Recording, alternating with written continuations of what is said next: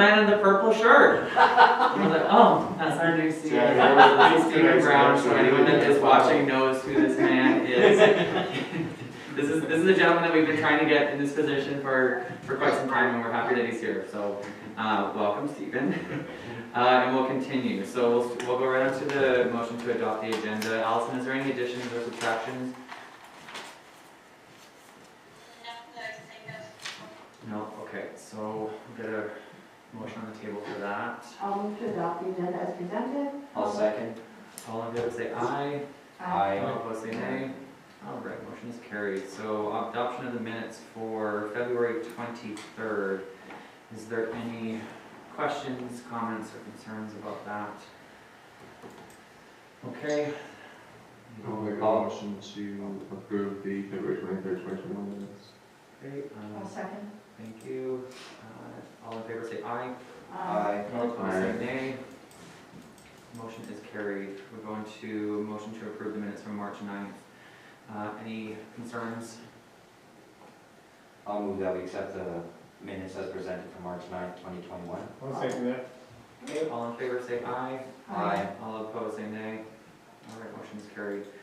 3.3 business arising from minutes. So we go to the RCMP Task Force Committee issue report as presented from, I guess this is coming from Allison Richards, but who's going to speak on that? Did you want to go ahead, Allison? It's pretty. Sure. This is something that was brought up from council over the past little while, and if council wants to appoint 2 members to the RCMP Task Force Committee, I know two council members have expressed interest in doing so. So that's, if that's something we would like to do, then we can make a motion to appoint those individuals, if that's the council's desire. Great, thanks, Allison. Is there any conversation, discussion, or any concerns with what's presented here? I think it's a great idea. Important, yes. I will make the motion to appoint Councillor Bashara and Councillor Hrdisky to the committee. And I'll second. Excellent. Any comments, questions, concerns?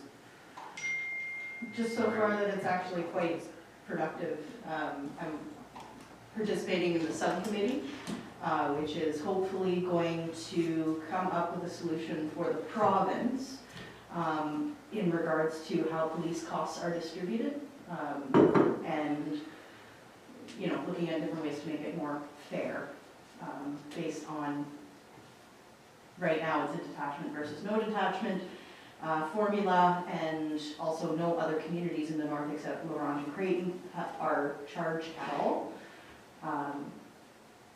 And so we're exploring all of that, and then when it comes to crime, Joe is going to be participating in the bigger subcommittee as well. Perfect. Good. I think that's great. Is there any other? Did you ever find out where you got that information in terms of fine revenues? How did that surface? Oh, they corrected that. Yeah, the numbers on our books are correct, Okay. and they are using those, so. Okay, Yeah. fantastic. Cool. Anything else, Joe, you want to add? No, I'm looking forward to input into policing, and hopefully we can bring the message from the community to the table. And we know how much needs we have here, and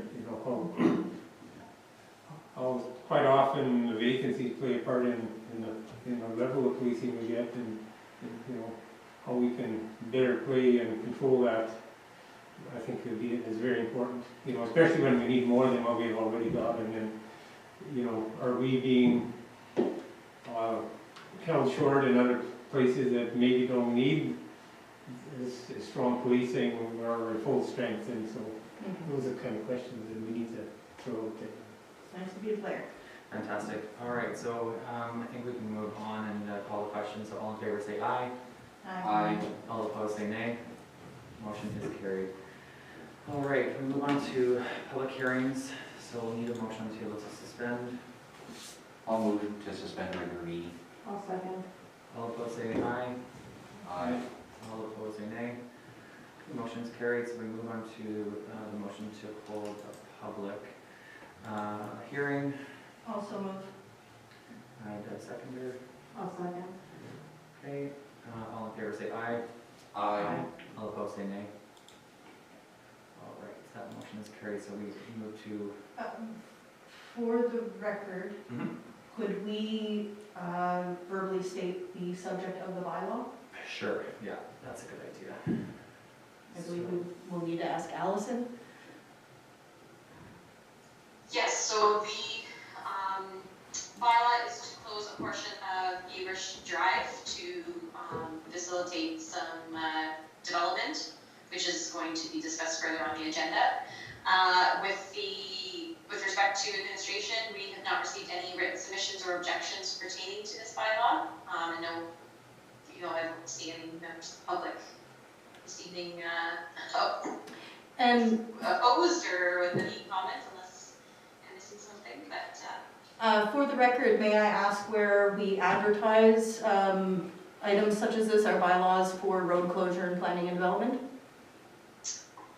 I believe it was in the newspaper for the required period of time. It was posted on our website and social media pages. There was also posts put up in the town office here as well.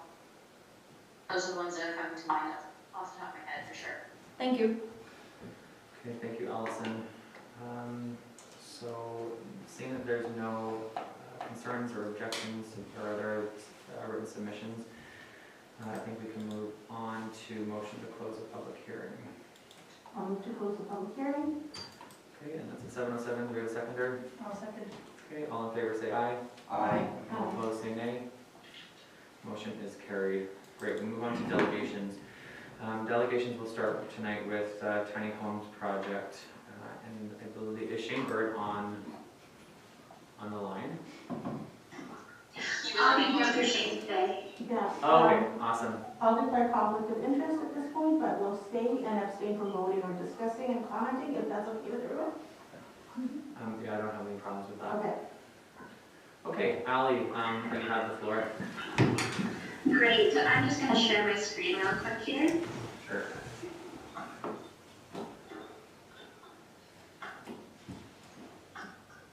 All right, can you see that fine? Yeah. Awesome. Wow. So good evening. Unfortunately, Shane had a personal matter to attend to tonight. Oh my goodness. There shouldn't be transitions on these at all.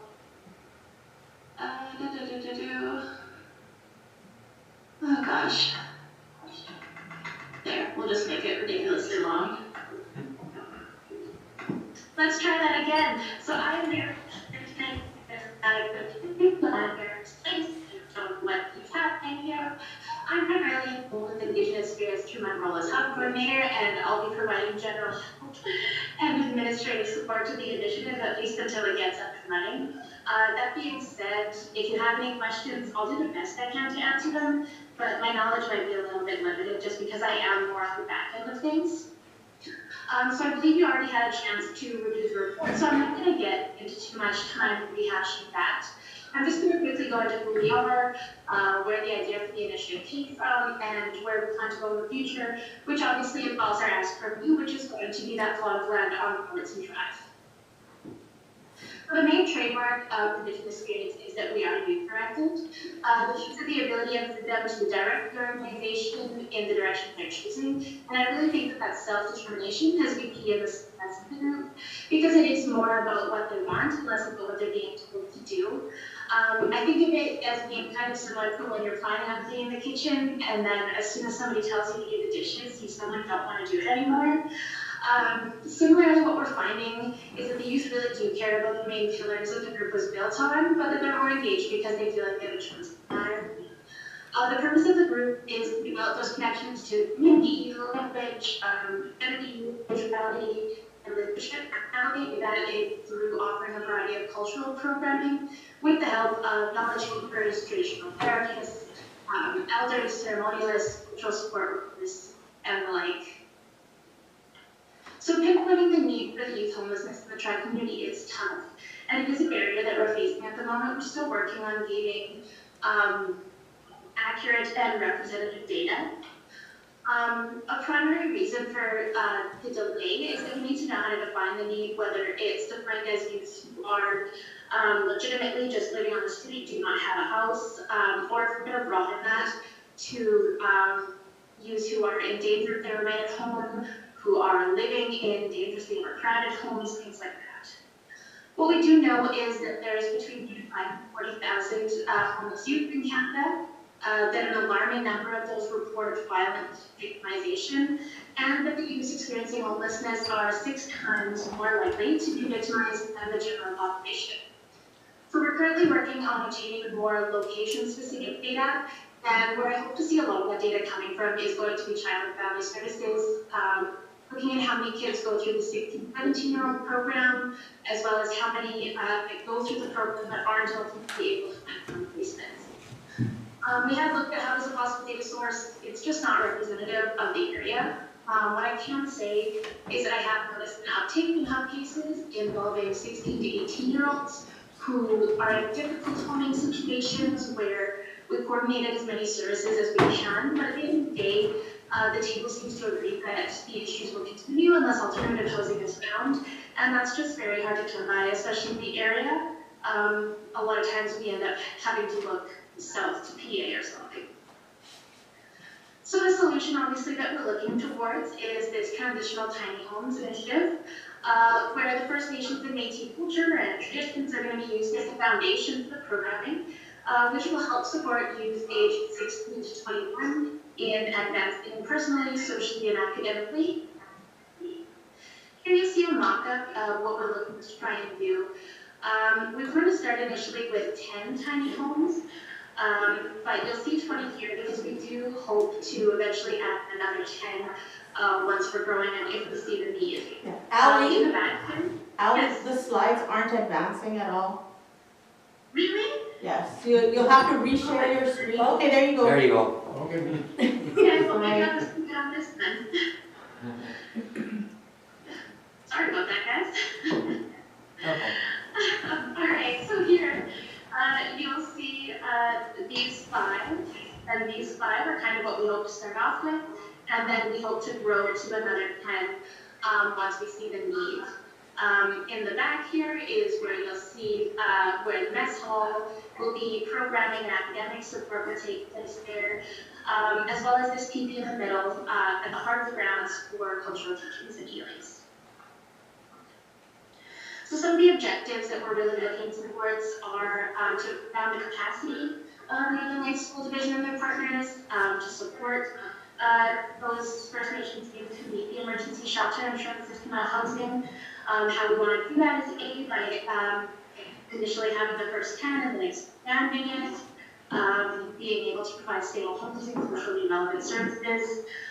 We really hope to, I know that Shane is working to align this project with Hub in that he hopes to improve the coordination and alignment of program investments across multiple partners. And then to also support Northern Lights School Division and partners in the research on best practices. One thing that I really hope to get out of this is we have had a hard time with having location-specific data. Then I think that this will be a really good way for us to mine for data. So if we go into our next step, right now we're mostly working on solidifying partnerships, forming a committee, getting all those agreements in place so that we can work on securing funding and eventually securing facilities. Right now we are working on the land that's a little bit ahead of our schedule, just because in order to get some of our funding and agreements, we do need to have a location finalized. After that, we'll build facilities, work on the planning and administration, getting all of the overhead type of things figured out, and then we'll be ready for intake. I know that Shane is very eager, and I know he really hopes to have this running in about a year, but I would say goal-wise would be 1 to 2 years before we're ready for intake, just allowing time for whatever come up. So what we're asking for right now is for that rezoning of District in this district, these lots 9, 10, and 11. We would also consider this lot X.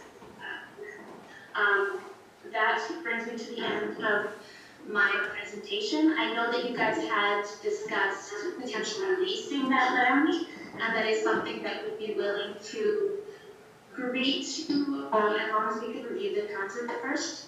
We're just a little bit worried about investing a lot into this and then having the lease run out and not knowing where to go with things. Thank you. Thanks, Thank you, Ally. Alan. All right, does anybody have any questions? Go ahead. Ally, I'm curious in the structure of this programming. When it comes to a municipality and zoning and permitting uses, what it can come down to is whether or not the use is defined or falls under a specific definition. So I'm curious about the use that you're proposing. Is it a licensed residential facility, like in terms of, a similar thing would be like a group home or something like that. Is that going to be licensed under a specific act or regulation, or is it going to be something that's unlicensed? Oh, we're definitely looking into licensing right now, and Shane is just waiting to hear back. I'm blanking on which ministry it was that he was chatting with, but they had kind of forwarded him on to a couple of places. I do know that when we're applying for licensing, we do need to have a location finalized. So we haven't been able to apply for licensing quite yet. Okay.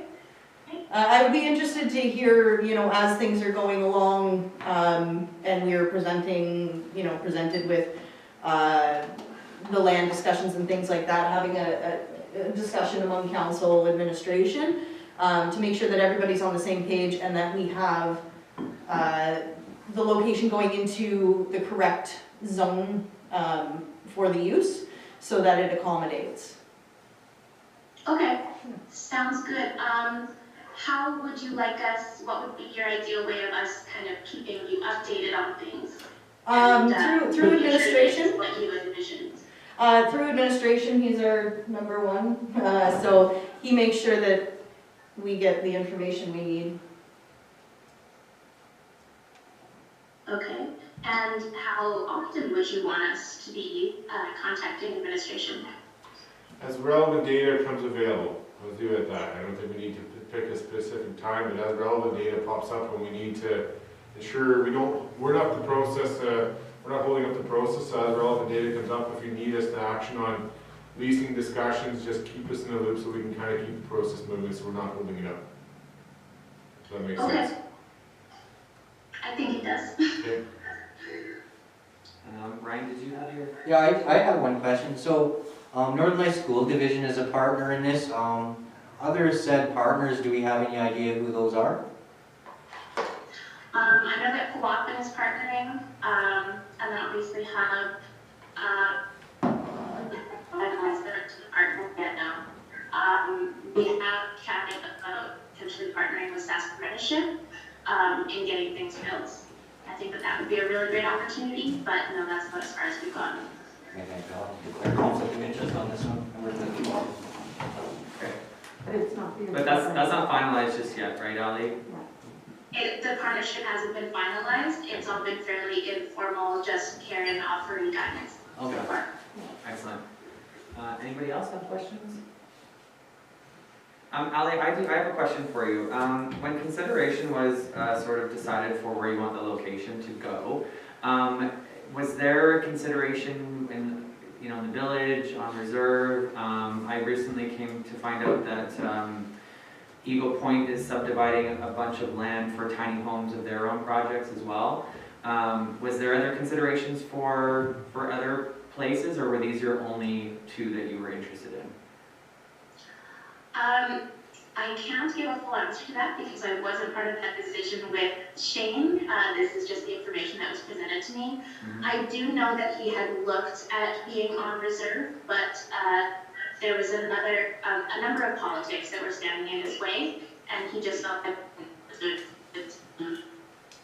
Okay. And one other thing really quick, has this presentation gone to the village and to reserve as well, just for partnerships already? No, it hasn't. But the plan is to? I would imagine so, yeah. My understanding is that she's in the process of gaining the appropriate permissions to present this to the band, and I don't know about the village. Okay. Great, so it's just the securement of land that's holding it up? Yes. Jordan, go ahead. So the question that I have is like if we were to look at the, I guess, ongoing development, who would be the accountable partner that we would be dealing with? Like, is this coming from the Ministry of Education? Is it being led by the Northern Lights School Division, or is this kind of like a community-based organization coming together from multiple employees of many different areas? Right, and that is something that needs to be more solidified. I do know that Northern Lights School Division, although once again nothing is formalized, has offered to be an accountable partner since at present Indigenous Spirits doesn't have the capacity, like they don't have an accounting department or the bank accounts or anything. So the funding would be going through Northern Lights School Division is my understanding. Other than that, I would imagine that eventually we are going to have to incorporate and officially be a nonprofit. Viviana, if you have anything to add to that, I know that you definitely be in a tough position. I have a lot to add that, and then I could clarify that in my role here tonight, I don't think that would be appropriate. I think it would be better if it sounds was good. channeled through official means via email. There are answers to all the questions. I think it's a great project, and I really want to see it, because Yeah. even my experience going to high school here, I dropped out when I was 14, and I had to go to work and pay to live. So if I would have had an opportunity like that, Yeah. things could have maybe been different for me. So I can think answer it's some great. questions if everyone around the table is okay with that, but I don't want to infringe on anyone. On our own officialities, I guess. I don't really know what the answer is to that Yeah, either, neither do I. and I don't want to put you in a position Okay. either. Okay. It seems like we're still not, everything isn't in line yet, Mhm. and for you to even comment on it when, Northern Lights School isn't an official partner yet, like, I think it might put you in a weird position Yeah. as much as, but I mean, I think you could probably say that, whether it's, you're in Yeah. support of it or not, right? In Yeah, a no, sense, I right, would- without, Yeah. For sure, I'm in support of it. That's what I'm trying to stay out of it, Yeah. because I have a bias Yeah. in it already. I don't have personal gain, but I do have, I guess, interest in it, Yeah. connected to my other employment, right? So. yeah. As presented, this is fantastic. People have been asking for something like this in the community for a long time. People have talked about the ideas. It's nice to see some action being taken. It's a difficult thing to navigate because cart and horse never come when you need them. And so, I look forward to considering what comes up as it comes and trying to find ways to work through issues that might arise. It's great to hear. I'm really happy to hear the support. Hugh, go ahead. Well, I sit here and I read through Shane's in-depth document here a couple of weeks ago. I tried to bring it up again because we're struggling to follow the video there. But anyway, what I'm hearing is tri-community. You haven't even consulted with Air Ron, so it kind of raises questions there. And typically what ends up happening, myself, a longtime resident of Larange, this all entailed in Larange. So, it's very interesting. I spent my high school years here too in Larange, and I do understand a lot of students do struggle to make ends meet, whether it be home front issues or just issues in general. So I do believe it is a great idea that warrants some follow-up. But again, there's a lot of unanswered questions, and when you're looking to attempt to procure land, there's lots of gaps in this proposal. So again, until I get further information, I'll just stand aside here a little bit and say, I'm gonna reserve my decision at this point anyway, until, like I said, further information comes down the pipe. Sure, could you be more specific for me, just about what gaps you would like to see us Like I fill? said, one of the big gaps is in your tri-community, this being a tri-community initiative, supported in a sense by Northern Lights. You did make a statement that Air Ranch hasn't been approached yet, and I'd like to hear some conversation from people south of the river. And I understand the political issues that would be entailed with the First Nations and or on band land, because there is a lot of different politics that come into play there. But I don't know if that's specific enough, but again, I need further information. And again, you're talking about potentially getting incorporated, you're talking about potentially Northern Lights taking this and running with it. It's all potential. So how can we procure land when we don't know a lot of the full details on who's steering this at this stage? In that case, would we be potentially able to make an agreement where the land can only be not given, but given under like certain, I'm sorry, I'm at a loss for words, under certain circumstances that are agreed to by the town? Well, and I'll step in here and I'll let Stephen sort of speak a little bit about that, because we were talking about the lease sort of idea, because then it gives us a little bit more ability to not control, but at least we can sort of set the parameters, right? If things don't set into place, rather than just hand over a piece of land. And I'll let you sort of continue with that. Yeah, Mr. Mayor, so good point. So when we discussed the information with some of our advisors, their recommendation was a lease. Again, it sounds on the surface a really good option to pursue, but what happens if you go down the path in 3 years and do a non-for-profit, and all of a sudden it folds? I mean, God forbid it doesn't, but, so that land is now into somebody else's name. So they're recommending that we set up a lease. And I think you highlighted a concern around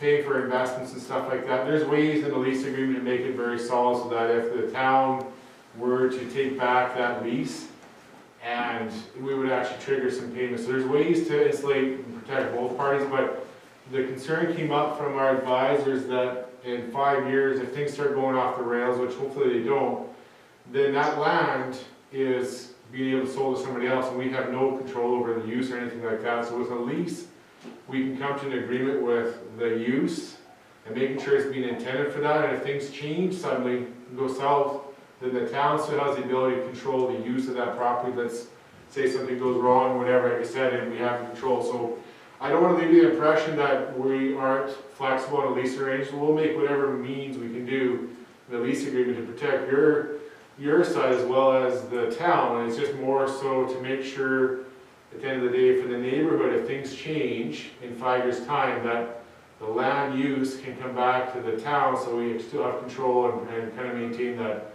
good neighborly conduct in the neighborhood. So everybody on our side is, from our advice, is going with lease, but I do want to stress we have a fair amount of flexibility to protect the initiative at the same time protecting the town. That would be fantastic, and I think it sounds like a great compromise. Okay, awesome. Is there any other questions for Ali? Just one more comment if I Sure, can. yeah. The one thing that I would definitely need to know prior to any level of decision from my side, you know, as Hugh had kind of talked about earlier, on, you know, who that accountable partner is. I think we really need to know, you know, the long-term planning of this. We need to know who we're partnering with, whether that be a nonprofit or Ministry of Education or Northern Lights School Division. If we can get, you know, that solidified for the next time that we have a decision in front of us, especially regarding the land. You know, if we're talking about, you know, letters of support and whatnot, that's very different because there's not a financial asterisk beside that typically. And you know, if we're looking at you know, leasing off and whatnot, for myself to be comfortable in making a decision, I need to know who the land is being sold to, especially if it's going to be at a discount and especially for leasing. Okay, I am going to be sitting down with Shane and Viviana and Dawn at the end of this week to solidify a few things, but that's maybe something that we can discuss more in depth. Okay, thank you, Ali, really appreciate your time, and I think that this is, for me personally anyways, I think it's a great initiative, and we, please thank Shane for his work so far. Yeah. That's great. Absolutely. All right, Thank you. have a great evening. You too. All right, we move on to our next delegation, which is University of Saskatchewan. I don't know who is all on the line. Do we have all three today, or? Yes, Okay, yes, to do. So excellent. I'm Maureen Reed, and I'm here with Sherry Andrews-Key and with Heidi Walker. Okay, excellent. So just so council is aware, they have requested a time extension on here. We do have a very full agenda, so I'll just ask that you try to keep it as tight as possible. But we are excited to hear what you have to present. So you have the floor. Okay, well, thank you very much for your time. I realize it's very precious, and I am a faculty member at the University of Saskatchewan, and Heidi Walker, I think, is known to you. She is just about to finish up her PhD, and Sherry Andrews-Key is with us from Innovative Climate Strategies.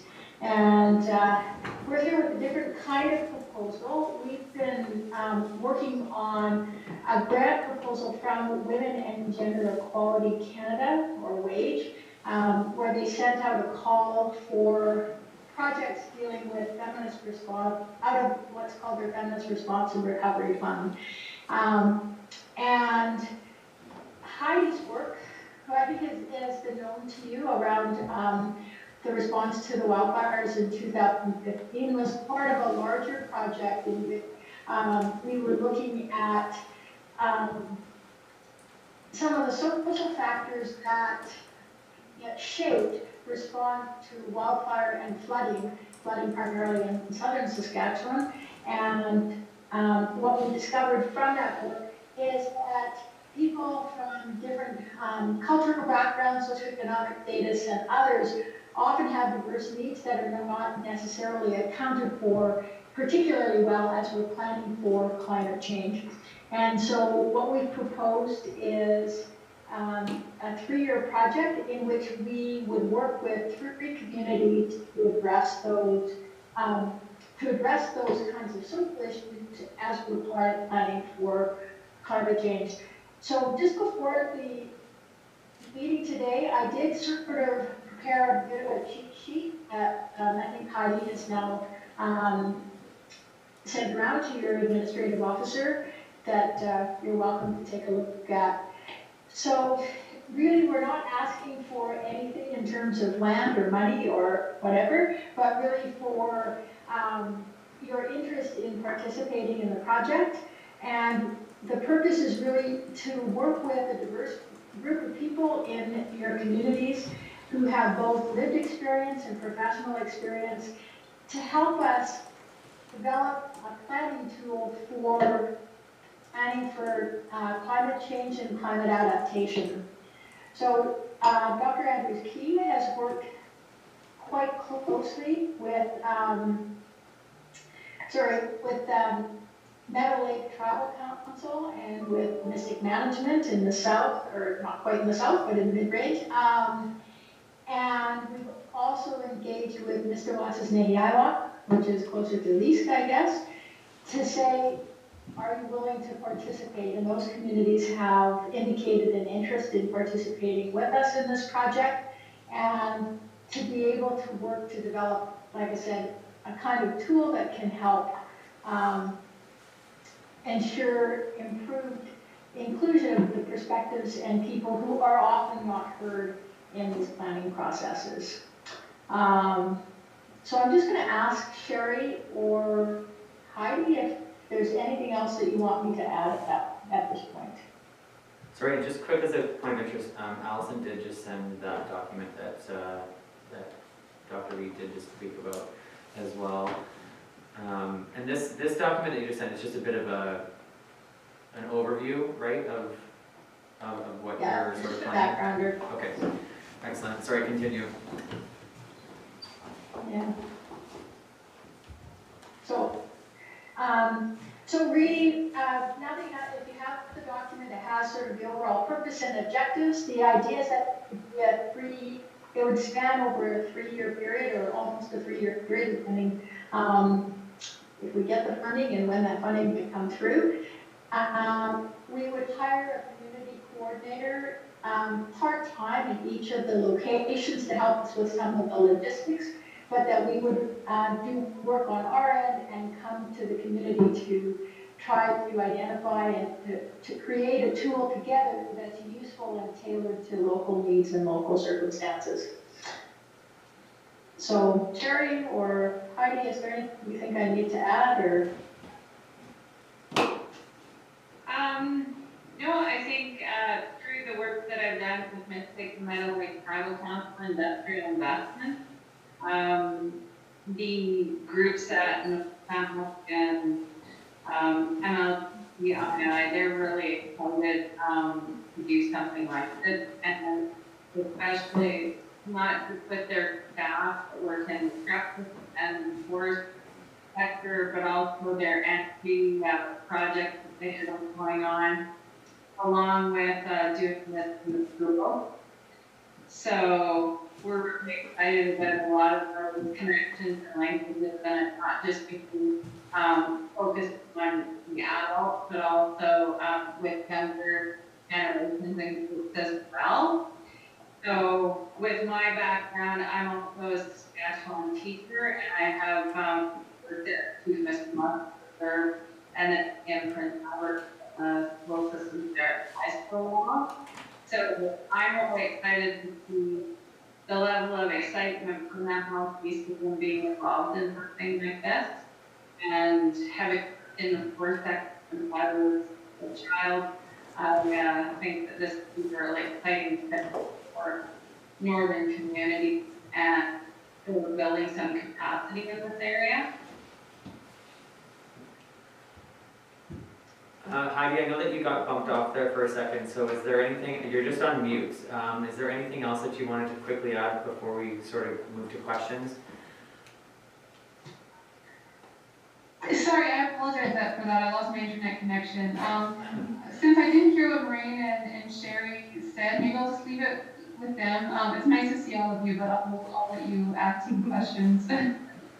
Okay, so we'll open up the floor. Before we open up the floor, I just want to clarify. Is there any ask of the town other than, I guess, is it a letter of support saying that we want that we welcome you, or is it going to happen anyways? Is there any ask from you guys? No, if we were to get the funding, we'd like you to participate. Got it. Okay. But there's no. Okay, excellent. So we'll open up the floor to questions if anybody's got any questions for these professionals. Go ahead. So in terms of informed consent, would you be looking for consent from individuals that are willing to participate in the study, or are you looking for a blanket consent? I think if we're really at this stage, we're looking to, let you know and to see whether that's of interest to you. If we got the funding, we would be required to get individual consent as well.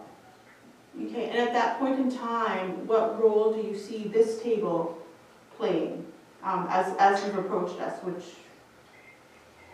Well, we propose to come, hopefully by the time things open up, by the time we're ready to travel, we'll be able to come and see you in person. So it would really be to speak. There are a few different things that are planned. So coming up into La Ronge and speaking to, it might be the town council, it might be LRID, it might, and others, to say this is what we're planning to do. How can we tailor the work in a way that's going to be both meaningful and not too onerous for you? And then there is a planned workshop to help create the planning tool. We do some of the work ourselves, and then we would bring it to you for vision and input, and then we would develop other materials that we would probably want you to, you or some representative of you to be able to share in that work. So it's really just as I said, more participation. Okay, thank you. Anybody else? Joe? So you're just putting a proposal in for funding, and if so, That's right. when will you get a decision on that? Well, they were very cagey when we asked them that question. They said sometime early summer, and so I did say if I put in a start date of July 1, would that be early summer? And she said, yes, you can do that, but you can always adjust it depending on when the funds come through. So I don't know specifically, but the actual work in the communities would not happen for a few months after it starts. We need a little bit of time to get our own act together, so we're not imposing on you. And you have lots of notice. And you mentioned about having a local coordinator. Would that be a part-time person you'd be looking for? Or? Yeah, it would just be it would be part-time, and it would be mostly to help us with some of the logistics, not so much the work of it, but really to identify who across the communities might be appropriate to approach and to start to help with that. If you were to estimate hours per week, what would you say? I'm sorry? If you were to estimate hours per week, what would you say that would be? I think it's not so much hours per week, but it would be total hours per year, and I think it would be approximately 250 hours for the year. So it would be very part-time. For the year, okay. Any other questions? Go ahead. I have a quick one. Oh, go ahead, Jordan. Sorry, I didn't know if I jumped the queue there. No, it's okay. Okay. So the question I have is when we talk about like the outcome of the project, I do know that I worked with Heidi on the wildfire and social changes in the community, and that was a great educational piece and seeing the end of it. So thank you, Heidi, for doing that work in our community. You know, coming into this kind of next stage, I think is what we're kind of looking at here. And the question I have regarding the outcome is this, would you say that this project is going to be mainly focused as an educational piece, or is there going to be available like policy options that municipalities or northern communities can do to help bolster the project's you know, findings, if you will? Yeah, absolutely. I'm going to ask Sherry to help with answering in terms of how to visualize the outcomes. Yeah, so first of all, we see definitely an educational output coming out of this, that you would have the opportunity to observe that, because the idea is to do that with your input as to what is actually, not what we think is needed, but what you recognize through this work, through the workshops, through the processes that you see as the main area of focus. The next piece is in terms of identifying where there can be back into policy and even recommendations, you know, at a regional level or something, is a definite outcome that we can work towards. And thank you. Abby, go ahead. I just want to say I'm very excited to hear that you're proposing this project. When I see things coming to this area that want to put a feminist or a gendered lens on our resiliency, our planning, things like that, I get really excited because I think that's an area that we have not gotten to yet. So to be able to have somebody come and offer a bit of that perspective from an academic view and also an on-the-ground view, I think that's really exciting. And please let me know, Heidi, if you're coming back to town, because it would be great to catch up. And we can, I want to hear all about it, because I think that we can do a better job in our emergency planning, in our physical planning, to be able to serve those that are underserved, specifically putting a feminist lens, even though that phrase is interpreted poorly by a lot of folks, and I think it'll maybe help with the understanding of what it means to put a feminist lens on those policy directions. So. Thank you. We'll keep our fingers crossed that that Wage thinks the same way. All right. And looking forward to seeing you again too. Excellent. Any other questions? I'll close and I'll echo a little bit what Councillor Bashar was saying as well. I think it's great to see this initiative happen. I mean, I think that we are at a pinnacle place in our town where we're seeing a little bit of change, but obviously we can always do better, and we can always learn from important work like what you ladies are suggesting as well. So I'm really excited about it as well. So hopefully everything goes through, and hopefully we'll be seeing you guys soon. So thank you very much for presenting today. Thank you very much for your time. All right, have a great evening. Okay. Okay. We'll move on to correspondence. Just sorry, Councillor, can I just put your mask on for me, please? Thank you, sir. All right, moving on to correspondence to receive, which is the Salmon View information sheet.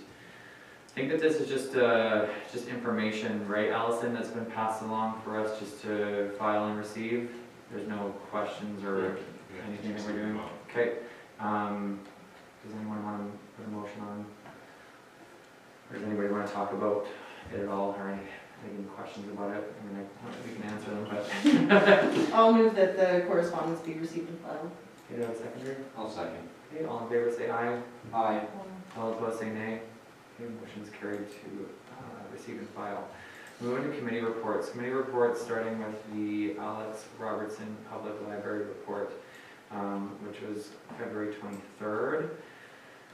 I think that this is just a breakdown is the first one, right, on the 23rd? The 23rd was the AGM, and Okay. then the March 19th was just a regular meeting. Okay. I guess the priority that comes as a result of both of those, which is a change from our committee of the whole meeting, is the resolution that I see that has been developed further in the agenda to release some of the funding for operational purposes to hire a part-time person for the coming months due to changes in the opening and allowing for more services from the library. And we'll see that at 11.5. Okay, excellent. Does anybody have any questions? Because we can do these all yeah, we can do all these together, I believe, right? So is there, we'll spend just a minute here if anyone has any questions about the minutes from the boards. Does anybody have any questions for Viviana around the minutes or the AGM? Other than what's coming later on? Go I ahead. just have one quick question. No, it says we're the only ones that haven't provided the funding yet, Yeah. because we're doing our review. Have we been working on that to get them their funding? Yeah, so it's coming later in the Oh, yeah. agenda. So That's that the was- resolution that Yep. read it. Yeah, so was that your only Yeah. concern? Okay. So moving on to the La Ronge Regional Fire Advisory Board, which is Hugh and Jordan. Does anybody have any questions, or is there anything of specific interest there, Hugh or Jordan, that you guys want to add or point out? I chaired that meeting. Unfortunately, I couldn't attend. I wanted to attend, but my work took me to the north. It was well attended. Issues that have arisen from that, as trade in the minutes here, is the board is still chatting lots about incorporation, and there's going to be ongoing further discussion on that incorporating of the regional fire department. Right now, La Ronge, the town of La Ronge is the sole provider of a lot of the services as far as administration. So again, there's going to be further conversation on potentially being incorporated once we gather further information. But yeah, if there's any other questions I can answer, or Jordan, if Jordan's got anything else to add, by all means, go ahead, fella. No, I think you covered it off well, and it's well documented in the minutes. It was a good meeting, kind of pitching up a little bit of the corporate history and, starting to lay a path forward for some vision and what we can, provide as a regional fire service in our community. I just had one question. I noticed that discussion of prescribed burns, and those are an annual thing. I'm curious about if there's been conversation between the fire department and the town when it comes to the overlap between vegetation management in some of those areas versus burns, and just if there's better ways to mitigate so that we don't necessarily have to do the prescribed burns, if there's ways to get around that. I'm glad you brought that up because it was a well-talked, a subject that was talked about in length with Air Orange, and the issue that Keaton was trying to portray there was annually, and it's documented, there's areas that the fire department is called out to fight these fires. So I guess when you use the terminology of prescribed burns, it's more not necessarily going out and lighting the bush on fire as wildfire management typically does to mitigate hot areas or fueled areas. It's more to get out there and knock back the vegetation somewhat. So I do believe there is consultation with the folks that you were talking about within the town. And an issue that Air Orange, I'm going to speak on behalf of Air Orange. Again, there's areas that a lot of people don't want any further trees cut. It's not the issue that Keaton was going, or the avenue that they were trying to mitigate as far as prescribed burns. These are problem areas that happen annually, continue to get lit, so let's deal with them. As far as any action on that, I think there's further discussions, not Jordan, before there's any action on those prescribed areas? That was something that we discussed, I believe, was the bringing these back to our respective councils for approval on the prescribed burn zones.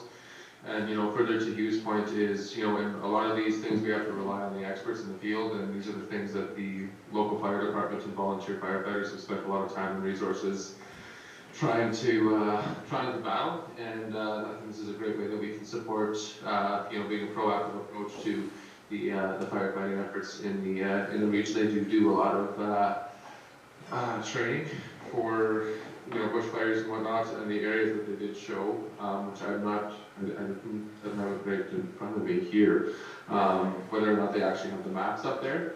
But as long as there's no opposition from the council on the areas, then they were looking to get going before our next board meeting. So I do know that they wanted us to report back as soon as possible from the council perspective, if there's any heavy opposition to the areas that were prescribed. Yeah, it's unfortunate that map's not with this package, but let's look at getting those maps forward to the council. And again, Keaton was wanting to action on this prior to our next board meeting, because that's not slated till June. So, of course, if you're going to deal with these areas, it's got to happen well before June. So I think what we'll probably do is get in contact with Keaton and forward. He has some detailed maps. And we're not talking the whole area we're on. It's key areas. Key areas. It'll be coming back to council in April, so for discussion. There you go. Great. So, Was there any financial stuff that we needed to discuss or let council know about any of this as well? yeah, if I can, we did have a discussion about the capital budget, correct, Councillor? Mm-hmm. And we changed the process a little bit this year, and the agreement actually speaks to the advisory board approving the capital budget, so we took it there just for the capital, and council will see that and subject to council approval. So they did agree with the budget, if I'm not mistaken. Yep. And so they've approved it, it's in the minutes. So that was the significant change, I guess, is that we took it there first versus having the council, because the agreement speaks to it, so. Okay. Excellent. Any other questions on that? Sweet. Excellent. So let's move on to the Lac La Ronge Regional Wastewater Management Committee. I did that without even having to let that speak. Is there any questions around the minutes that are on the agenda that's presented here? Go ahead. I have a question, not so much around the minutes, but because it's not in the minutes, but do we have any information on the reopening of the recycling plant? And if so, when? It's open. For recycling? The recycling, the last I talked to the manager, Yeah, they are taking cardboard, okay, tin cans, okay. and what's the other things that we, Paint, oil, they are collecting hazardous waste. okay, They are not collecting plastic, paper. okay. But I think the way they have it set up because of COVID, it was explained to me that they are not putting out the bins for COVID and other reasons, but you can drop off during open hours, which are limited, any of the normally recyclable items up here. That's, I think once the landfill gets open, I think there will be a little more time and space to discuss where potentially the Waste Management Corporation can expand. And there was some really good progressive conversations in the meetings, right, Joe, to move forward on other things. Yeah, I think once, once the landfill's operational, I think we're gonna do what we can to keep the cardboard out of the new landfill because that's going to reduce the life. So I think the discussion will happen around the table to make sure we're finding markets for it and get that cardboard diverted from being put out there. And with incorporation, budgeting is being moved to a new system which separates out, thanks to the new scale of the landfill, waste, solid waste, and then recyclable materials. So those two facilities will have, I think, different accounting, from my understanding. Kind of a question, like, I'm not understanding why they're not taking plastic at this time if Prince Albert's taking it and people are actually having to drive down. From my understanding of it, it costs more than they can afford under their model right now to be able to, it is a money-losing proposition to recycle, right? I see it as a community service, and it is something that I believe is a good use of tax dollars. The way it is right now, it is not, I believe, fitting within budgets to be able to provide that material to be recycled, because there are no markets for it. This is what I'm... So they suggest just throwing it in the landfill then? Because I think that they require a sorter or something, right, to be able to do it or something like that? I don't know the details. Just a question you may want to ask is, what is their maintenance matter? I don't know what the terminology is, but provincial government actually gives upwards of 75 to 100 grand to help offset some of those materials to get recycled. Multi-material program. Yeah, and that's all, it's all part of discussions. Again, the focus has been on getting the new landfill open, and I believe it should be open for the summer, and it's a fancy little facility. We should all be pretty proud of the regional effort that's been put into that one. I'll applaud that one for sure. But I do have specific things about recycling facilities that I'm going to be trying to move forward and getting these questions answered. It is just a small concern because we do have a community that's very environmentally conscious, right? And so we want to be able to provide the services needed. Because for some of them to drive down to PA to take their plastic, and I was like, wow, that's dedication, right? Yeah, absolutely. Okay, any other questions? Go ahead, Hugh. I don't know if this is a question, but more of a point of interest. In light of transparency and everything else, we've got to bear in mind that the Laurent Regional Waste Management is its own incorporation, and for the minutes of the board meeting from that particular incorporation, it's not really a Laurent entity in a sense. And I appreciate Joe's effort in bringing forth a committee report, but now you're getting into the area of, I'm just questioning that. I don't know about those incorporated minutes being as part of our down package, but something that... Then that's fair. There's been an interesting conversation at Waste Management. They are currently reviewing their bylaws, because the original agreement that I think your signature's on. 2004. Yeah, is becoming obsolete in the sense that there are many more partners that are part of the Waste Management Corporation. So there's been a lot of discussion, and there's right now, I'm sitting on a subcommittee reviewing those bylaws to look at different ways to make sure that the representation is correct. And some of the discussion is around how is the representation participating in the board? Is the town of La Ronge with their 2 representatives, are they coming to the board as town of La Ronge representatives? Or do they sit on the board as a board member representing the communities, the partners? So there's lots of different discussion to make sure that that formula ensures representation to all the partners, that the communities based on their populations are getting their say, and just making sure that that's all set. But I do agree, and if we want to, I submitted as well, but I see Joe's is the one that was uploaded. Perhaps we can work on a template and just hit highlights and notes if you think that that's more appropriate. Right now, there's been a subcommittee set up to deal with KMP that's doing the legal department is doing the drafting the new bylaw. The thing is, they've got new member communities like Stanley Mission, Grandmother's Bay, Hall Lake that were not hauling to our landfill before, even though they're band members. So then how does that, change the composition of the board in terms of everybody being represented at the table? It's actually, and then anybody outside of that, like there's discussions with South End. South End will not be a part of the board, they'll be a member being serviced by this regional. So there's a lot of moving parts right now, and we're just trying to get it put together in terms of an updated bylaw. So there is potential changes then, okay. Thanks. Okay, excellent.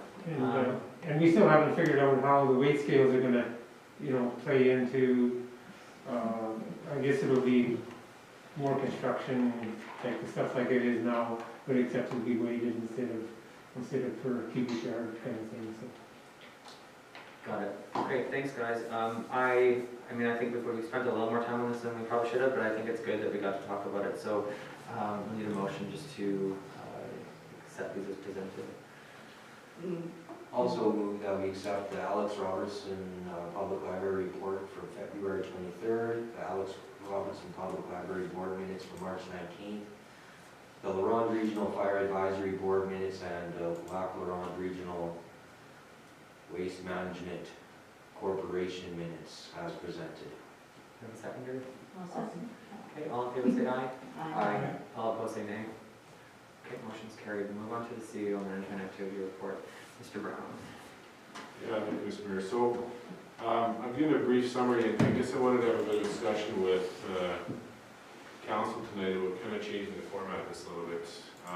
Not eliminating the details, but actually making them more timely. And as we kind of get into the next month, we get into budget, get into strat planning, focus these public discussions on more about how we're moving the community forward and how we're actually pushing for how activities align with council's desires for the community. I attended a number of years ago, and some of you may have heard of the gentleman's name, George Cuff. He's a kind of a grumpy guy, but he's really good at municipal governance. Anyways, and he came up with a recommendation. He recommended this to the gathering that council should see the daily and the kind of the weekly activities via email. So what we actually started doing, a few of them this ties in, is just top 5 or 10 things by department that we're working on for the week.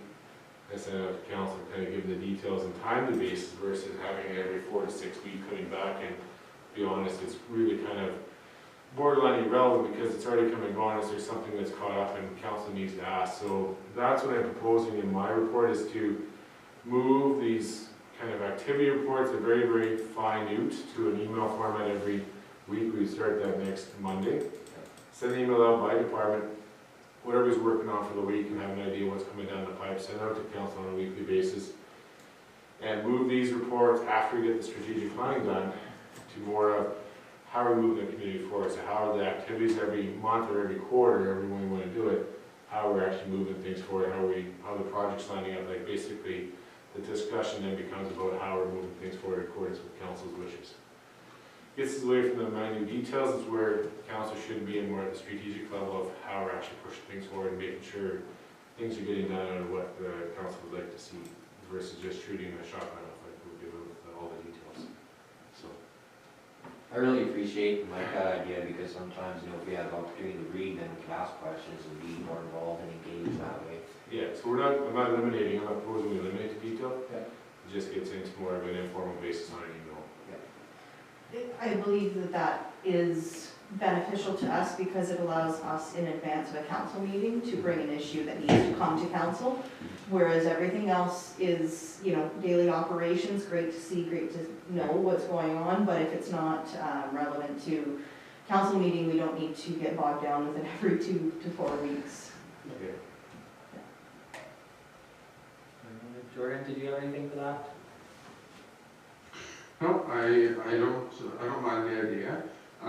You know, obviously, I think some of the risk is if we have more notes coming more frequently, that to be very cognizant that it's, you know, kind of to keep us up to date as to what's going on, and maybe make some observations and policy changes to you know, streamline some things, if we will. I think it's good, you know, when we have people asking us that we don't have to wait, you know, 3 weeks to get the full story.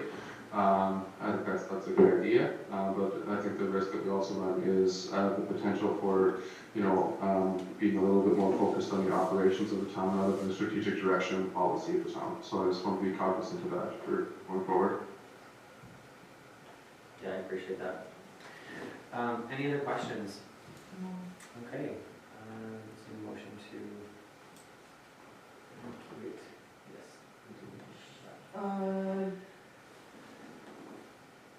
Are we on the management activity report or the activity reports issue? The management activity report. I did have one question, or 2 questions. Okay. In the planning and development section, the letter of commitment for land acquisition, that's dealing with the long-term care. Planning and development report it was reported that that department was working on a land acquisition letter. Letter of commitment for land acquisition was the phrase in there. That's dealing with the, okay. I believe it is, yes. And then in the Parks and Rec, the municipal grant program is progressing. I'm curious if there's a communication plan that's being developed to ensure that all of the community understands, knows about it, and is able to, like, even if there's a fact sheet for council members and the community, so we know. Yes, you're talking about the lotteries grant program.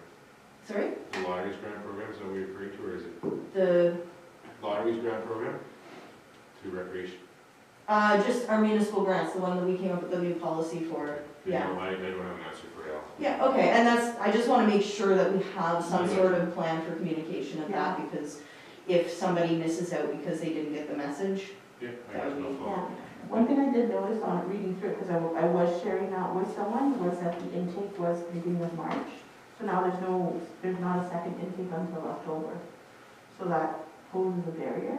Yeah, I'll have an answer for Okay. council tomorrow. Any other questions, comments? Okay, just need a motion. I'll move the. I'll second. Okay, all in favor? Say aye. Aye. All opposed, say Oh, nay. we took extra time. Good, okay. The activities report, is there anything that you want to add to that, Stephen? No. Is there any questions regarding that? Okay. I will move that administration implement a weekly update process to council to replace the current monthly activity reports, and that future monthly reporting align with the town's strategic plan. I'll second that. Okay, all in favor say aye. Aye. All opposed say nay. Motion's carried. Move on to financial statements and updates. The budgetary control report, which is ever so slowly coming up here.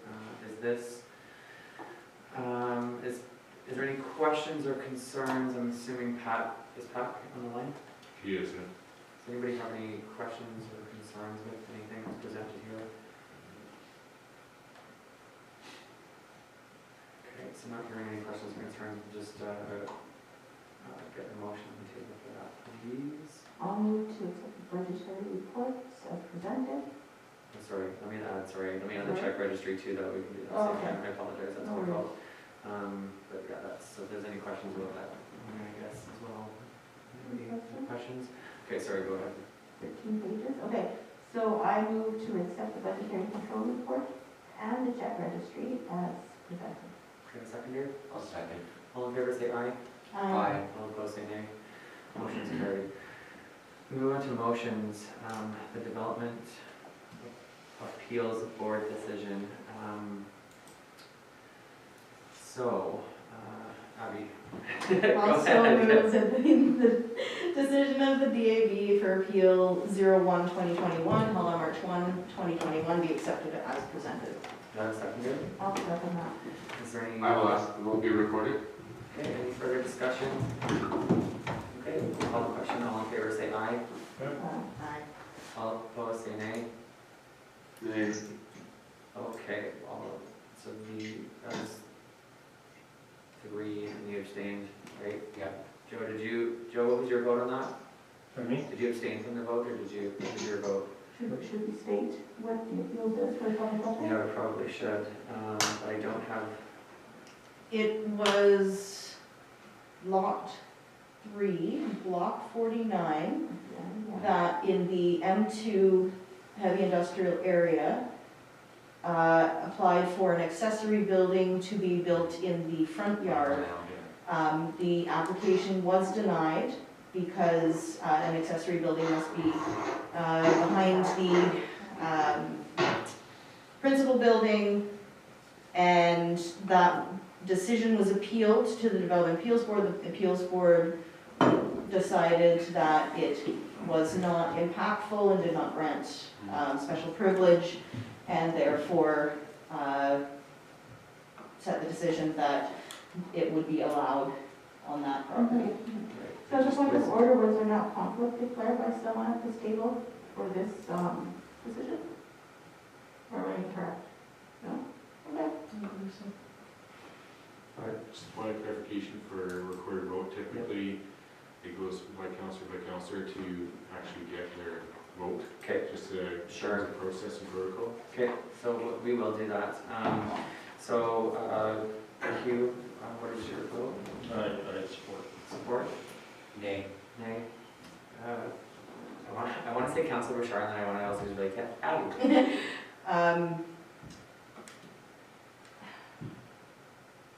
I'll vote in favor to be accepted. I'll vote in favor, that's the one from appeal board. Okay, Joe, what's your vote? We're talking about the appeal decision? That's correct, yeah. No problem with that. So, I support it. in favor, okay, and Jordan? Opposed. Okay, so that's 1, 2, 3, 4, right? Mr. Mayor, And just I- have to record your vote. I do as well, okay, and I will be in favor as well.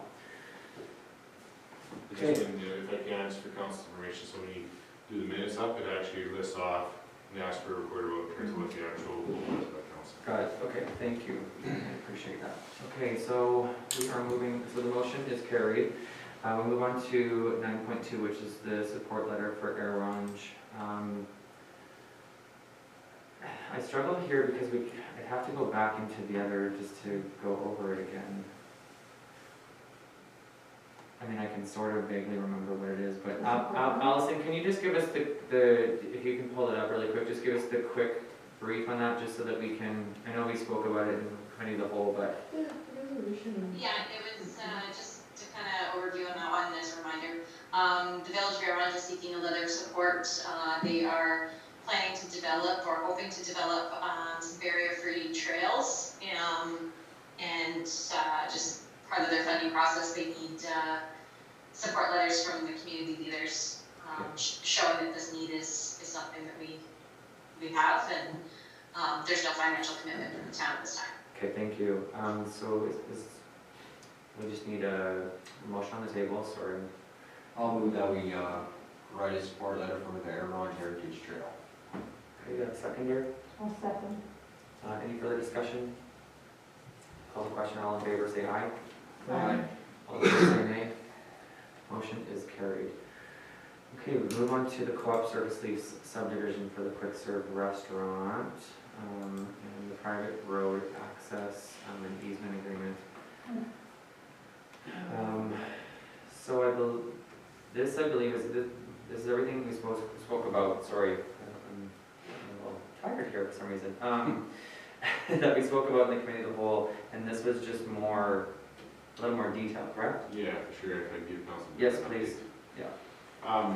So there's a few things. So we went back, talked to lawyers, and talked to planning branch, and the concern around the access way going around the co-op parking lot for emergency vehicles and whatnot, again, you can never predict what's gonna happen in the future, and whether or not, again, I put out the example, of putting a moat around Dairy Queen, that'll never happen, but we can never predict what's gonna happen. So based on legal advice and advice from planning branch, and you'll see in the agreement, we've put a wording into the agreement that the town is held harmless for any potential impacts. So let's say another 2 properties get in there and they decide to start putting up more barricades for that roadway, and fire gets called and they can't respond on a timely basis.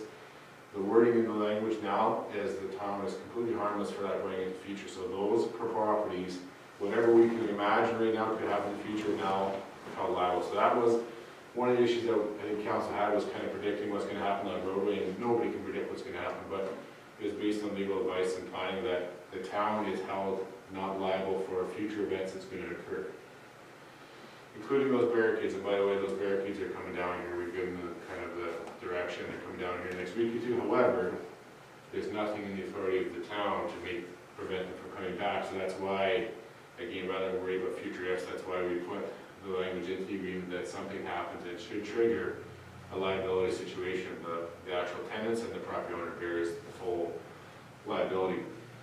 The other piece of this is there was some discussion around landscaping and whatnot at the last meeting about getting landscaping done. Unfortunately, we're midway, if not 3/4 of the way through the process. The only leverage the town has to force landscaping is on the actual subdivision itself, which is KFC. The overall development's already been approved, and the only piece that we can actually touch is the KFC, and that would be kind of a little bit of a fruitless effort, and the recommendation was from planning branch just to let it slide, because the overall development was approved years ago, and that was the time to insist on certain landscaping standards and roadway standards and all that, and that was kind of course it wasn't approved. So the biggest piece tonight is that under the roadway access agreement and the easement is the town is held not liable, and the co-op is aware of it. And the utility easement agreement is just strictly to protect the underground infrastructure. We've had legal review it, and there's no issues with the actual agreement itself. So I don't foresee any troubles. What we have there tonight, along with the road closure, should tomorrow morning get the co-op process moving. Everything is tied out. We still got a little bit of details to iron out with highways, but it's not going to hold the process up. So apparently planning branch has got the okay to move it forward, but we need this approval tonight to allow planning branch to be in their side as well. So this should be the final kick of the can here to get the co-op development going, and hopefully getting some development going around the highway. I just have a statement that, having seen this and knowing the history in detail, while this one isn't done correctly, it's nice to see this finally moving ahead. And I'm sure that we will be able to put in policy as a council that will better facilitate good development in town.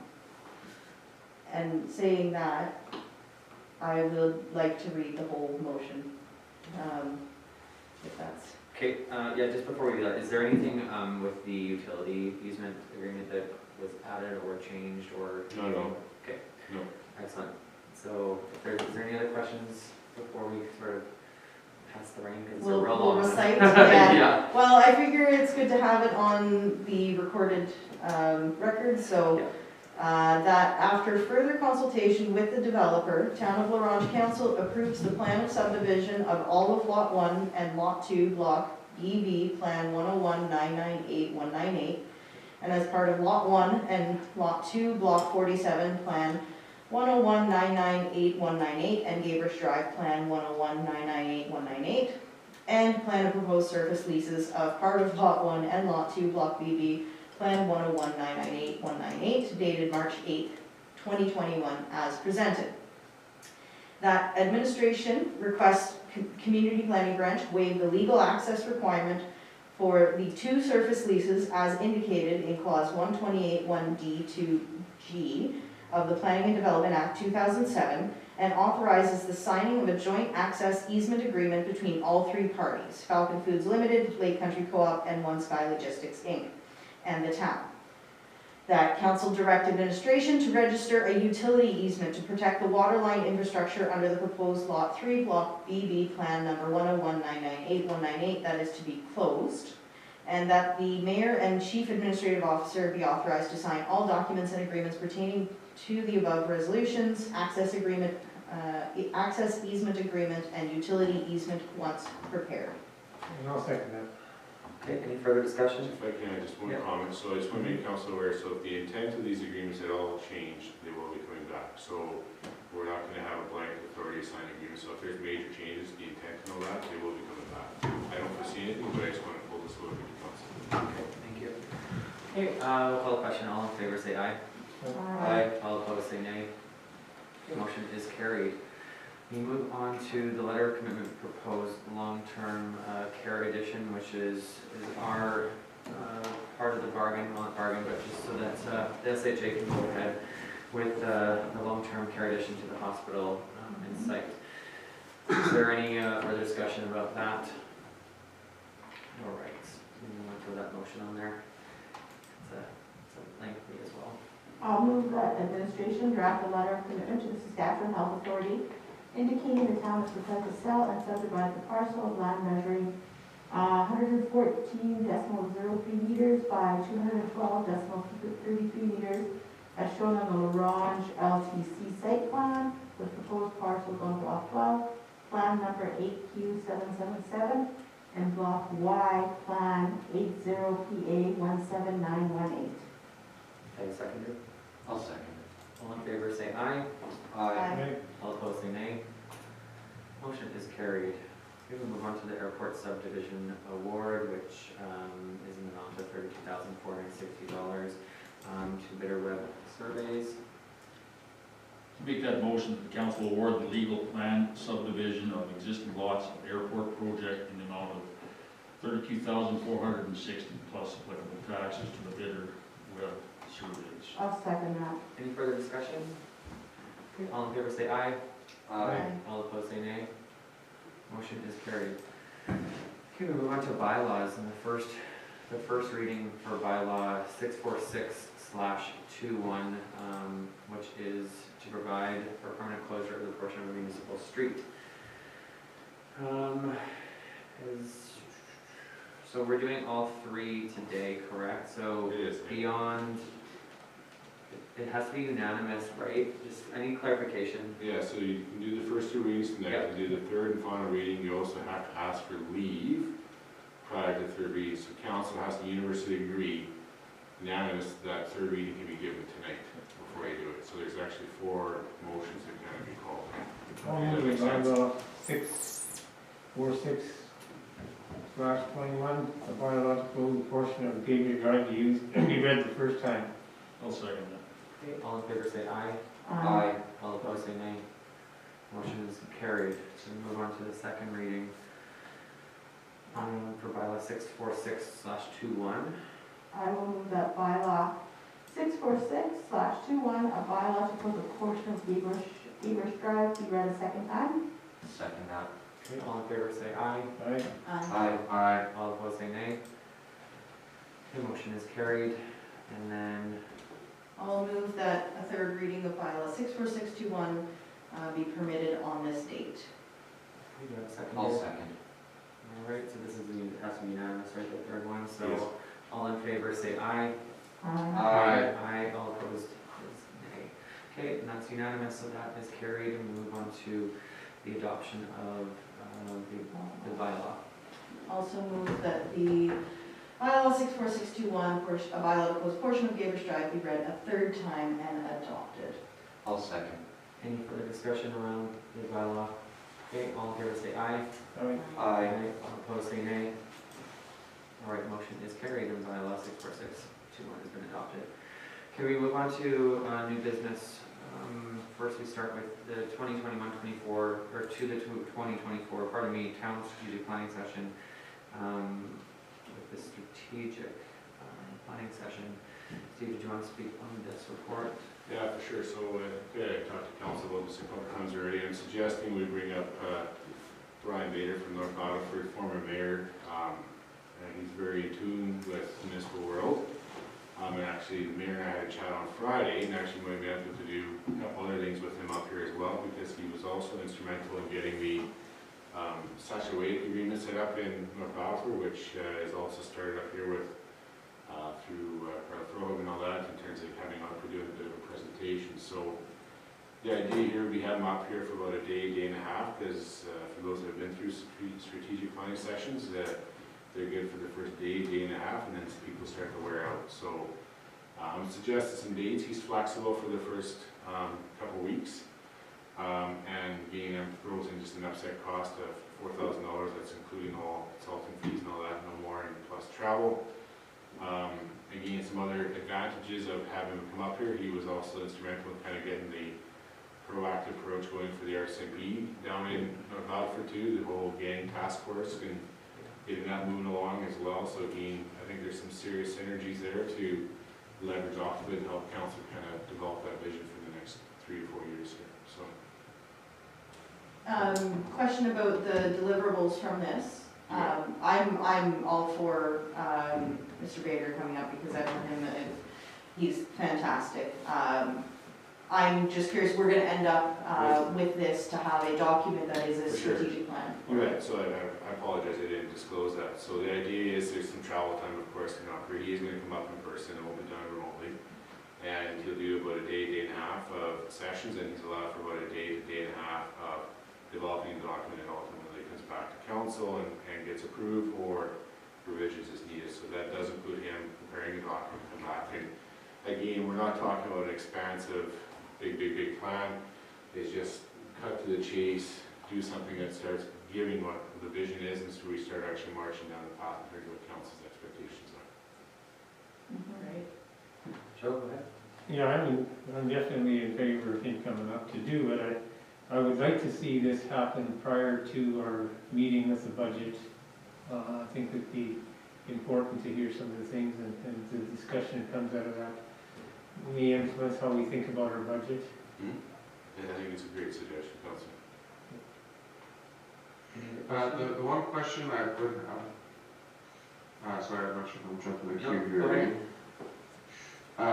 So the one question I do have is, do we know if there is these services through SUMA or through partnerships with SUMA or the municipal peer network, where we might be able to have access to, as you said, Brian is a former mayor in Battleford, and do we have these acts, or do we have access to other leadership that can provide this for a different, maybe perhaps cheaper cost, or one that we know that is coming from the recommendations of SUMA as well?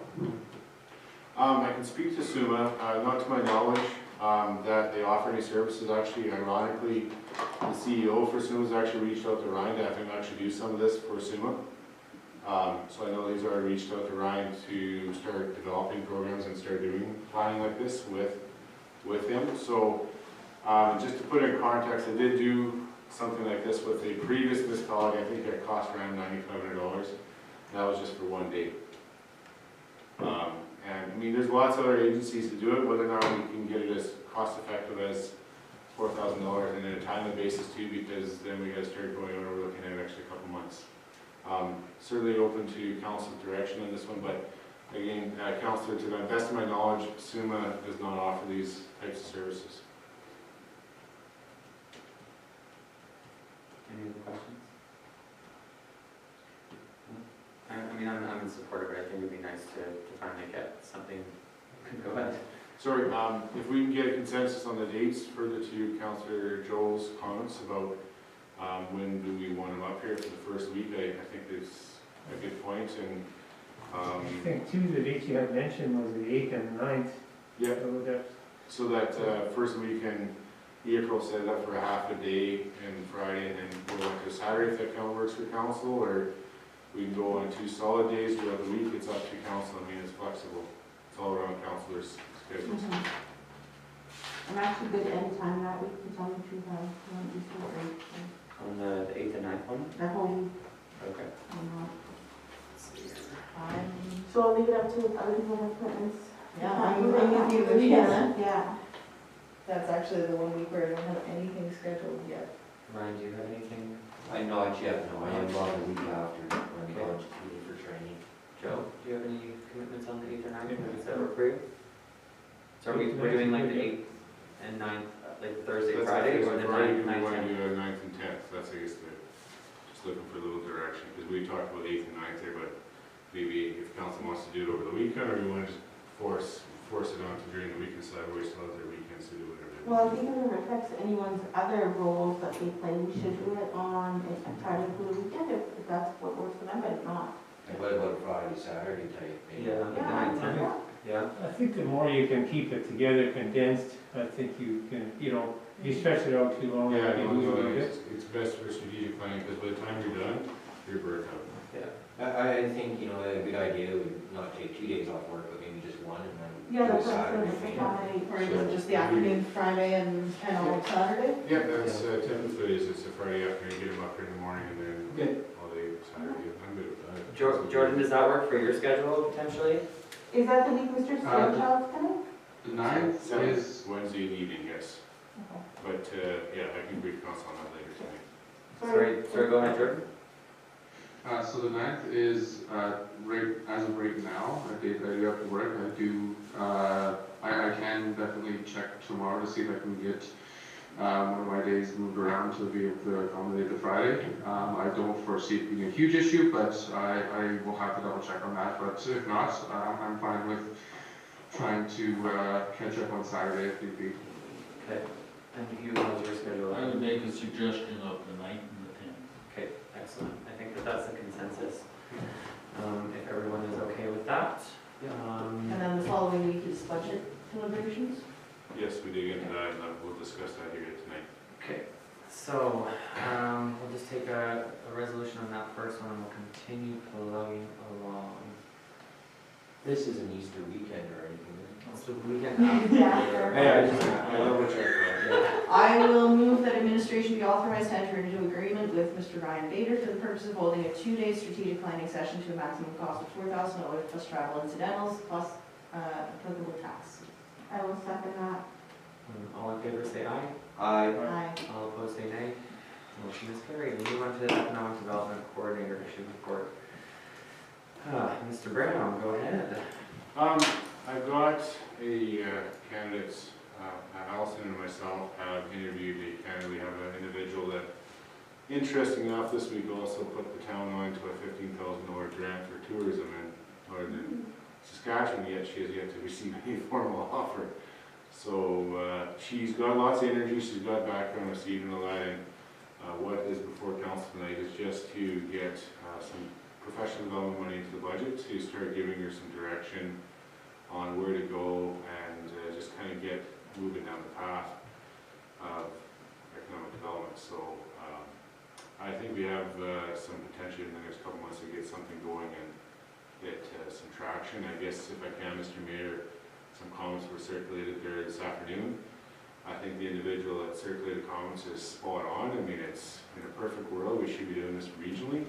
As I talked to Councillor Berdisky this morning, opportunities literally driving past the town every day on the highway right now. The sooner we get at it and get going, the sooner we can take advantage of that opportunity. I mean, I'm not saying in a year or 2 years' time we can't have a regional discussion about doing a regional economic corridor study, whatever, but the longer we defer and try to develop those agreements, and it takes time. I think Prince Albert took 2.5 years to get theirs going. And to me, I think we get the ball moving, and then if there's some discussions around regional partnerships, I think it comes back to council, we pursue it, but I think there's just too much opportunity on that highway right now to let it sit for 6 to 12 months. We gotta get moving. So this is just to give us some tools.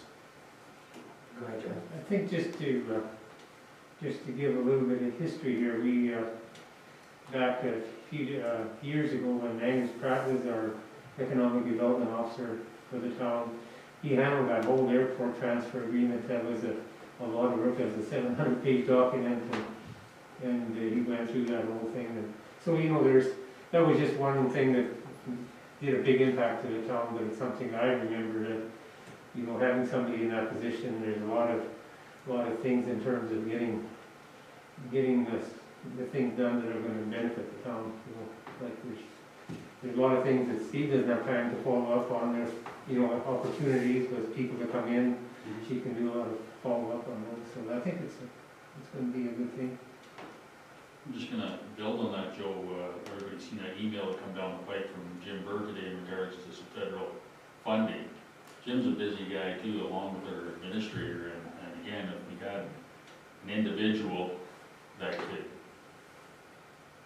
have an ear to the ground, and you gotta be grant ready in the sense that how are we gonna spend this stuff, or what direction should we be going in, and if we had a coordinator in that position of doing that, as far as economic development, again, today was a prime example.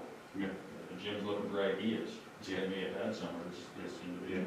Sorry, point of interest, what emails that are you talking about? Yeah, I don't know. So, okay, so the email was the one, so I can clarify for Councillor Watt. Yeah. So the email you sent around from the citizen in the community around regional partnerships, I think all council got that. Then the email that Councillor Watt is referring to is, there's a Western Economic Diversification's come up with a $206,000 program for airports, and I asked Jim to send out an email, and he did that this afternoon. And Councillor Watt, you have business at the airport, you're one of the partners, and you're on the committee. And so I asked him to send an email to all the airport partners to solicit input, so it's not just the town coming up with ideas and get the partnership. So I asked Jim to send an email around, and Councillor Watt got it. And just I wanted to get some input from the airport sector in terms of if there's stuff that we need to do out there that we're not thinking of. So that was the email that Councillor Watt is referring to. My apologies, I went out to the advisory board, so, and I think that's information that should be shared with the rest of the council, because people around this table could, you know, have an idea, or, you know what I'm saying? Yeah, no, we're actually bringing it back here in April. It literally just came out on Friday last weekend. And it's extremely tight turnaround, because actually they want the applications in before the end of April. Okay. And from what I understand right now, talking to Jim, there is $10 million earmarked for Saskatchewan. And I imagine about 3/4 that's going to go to Regina, Saskatoon, and I think being the third busiest airport in Saskatchewan, there's probably about $1 million on the table there for the launch. So we're moving on, and that's why I wanted to get the information out. We are going to be coming back to council in April with the information. Great. Perfect, thank you. Good to hear. Perfect. Is there any further questions about, what is the SHRE report? Anyone wants to ask? Okay, so we'll, throw a motion on the table there. That I will move that administration be authorized to move forward with implementing the recommended professional development opportunities with the successful candidate, and further that a return of service agreement be implemented with the successful candidate, whereby every year of training paid for by the town is made, a year of service is provided back to the town upon successful completion of that course.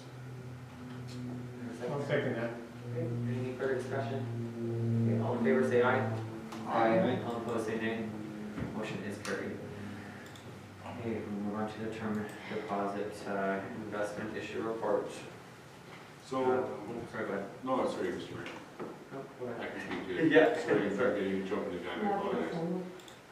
So this is just to rescind the resolution informing or directing administration to reinvest the GICs as they come due, and as council recalls, I put an investment RFP out, and it closes here at the end of April, and I'll come back to council early May for discussion and decision. So this is just to basically, instead of tying us back up for another 12 months, is just to keep the money in the bank account, and we'll very quickly turn this around here in the next 6 weeks. I'll move that council authorizes administration to temporarily suspend the practice of investing in term deposits and instead holds the funds in the checking account until the investment RFP is fully concluded. I'll second that. Any further discussion? Call the question, all in favor say aye. Aye. Aye. All opposed say nay. Motion is carried. We move on to the budget deliberations, issue report. So I'm gonna take a stab at this if I can, Mr. Mayor. Yes, please. This is gonna be, a little bit of a change in terms of what council's used to in the past, so the budget is pretty much ready to go.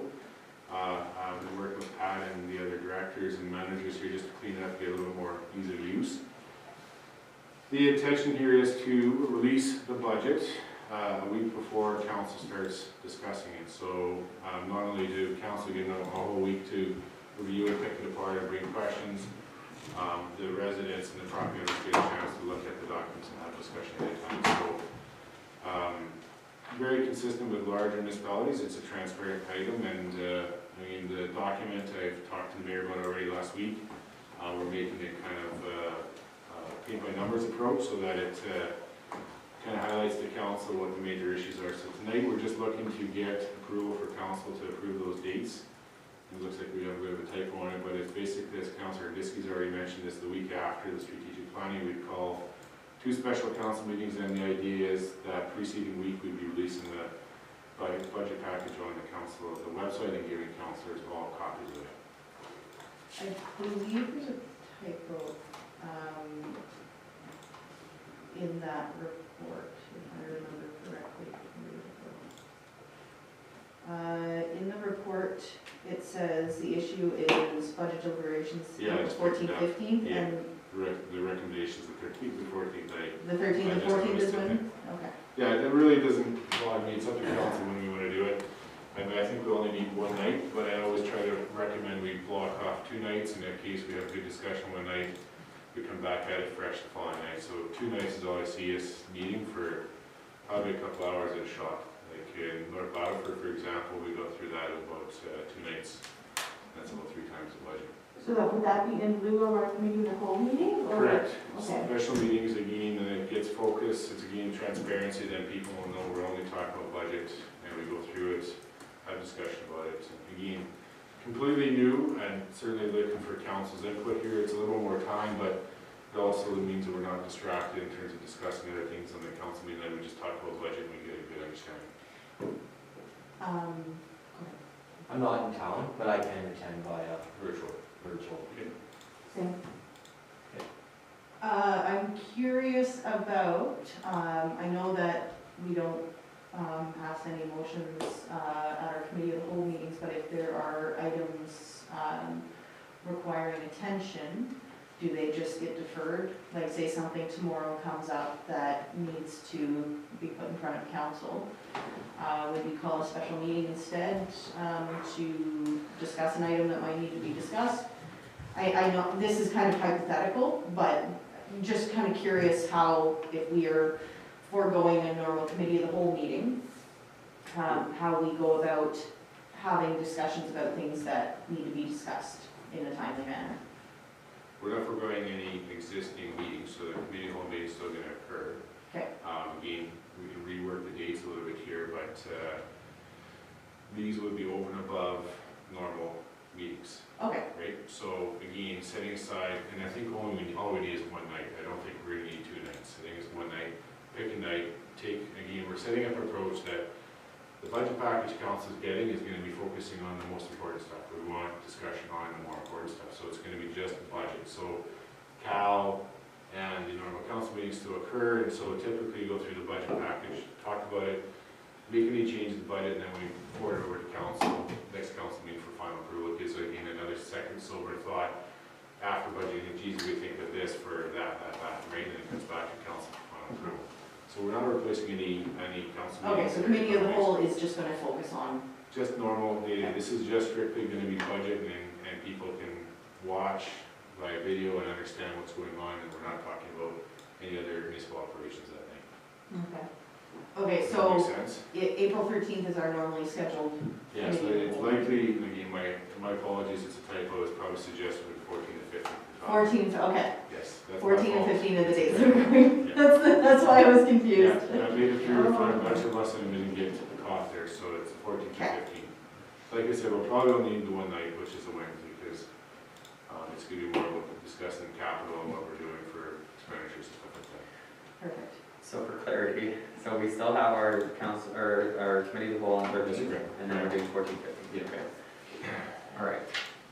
Any questions about that? Okay. Do you want to throw a motion on the table? I'll move that council approve the budget deliberation meetings on April 13th and 14th. Oh, sorry, that was a 14, typo, 14th and 15th. Oh, sorry, 14th and 15th, 2021, commencing at 7 PM in council chambers. I'll second that. Any further discussion? No. All in favor, say aye. Aye. All opposed, say nay. Motion is carried. Move on to the Alex Robertson Public Library funding, which is looking at authorizing a first installment of the $25,000 coming from the 2021 budget because of their finance situation, right? Yes. Okay, Mr. Mayor. Yep. This is strictly just a formality, because at the end of the day, the budget has not been officially approved yet, and so this is just getting council resolution for the first installment of their amount, which is included in the 2021 budget, and it's the same amount that was included in the 2020 budget. This is just getting authorization. Okay, right. I'll move that council authorizes administration to forward the first installment of $25,000 to the Alex Robertson Public Library coming from the 2021 budget. I'll second that. All in favor, say aye. Aye. All opposed, say nay. Okay, motion is carried. Move on. Can I request a 5-minute break? Yes, yeah, absolutely. We'll go to recess for 5 minutes and we'll come back. Okay? Sounds good. I was like, I really like your shirt. hey, does, Oh, nice. Mind if I like? Allison, is that video camera